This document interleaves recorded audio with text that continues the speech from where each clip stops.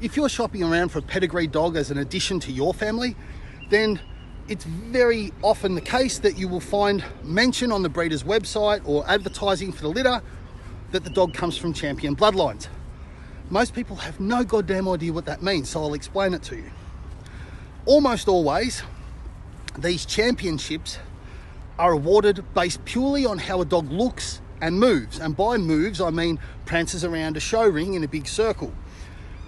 There's almost no aspect of conformation showing that has the capacity to test or judge in any way how a dog copes with stress, so how resilient it is, how easily it learns, so how trainable it is, how well it copes with novel stimuli, whether or not it has issues relating to anxiety, insecurity.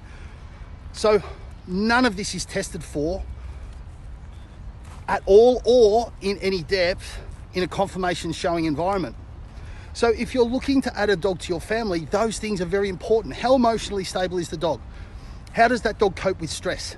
How does it cope with novelty? How does it recover from stressful incidents? How easy is it to train, right?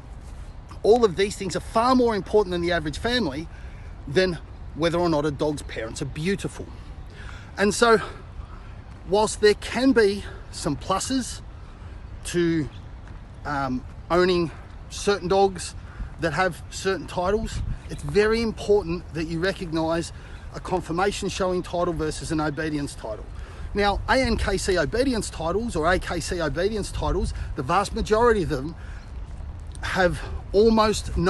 involve almost no measure of how a dog is likely to do those things, cope under stress, how emotionally stable it is, how it deals with novelty, because these tests, these sports, these levels of accomplishment are in the vast majority conducted in very sterile environments that enable the tests to be repeatable. So if your dog tests well on a Monday in New South Wales, it should test well on a Tuesday down here in Melbourne. So these are things that are really worth you investigating when you're looking at adding a dog to your family. It's a 10-year investment. You want to make sure that you get the best dog that you can.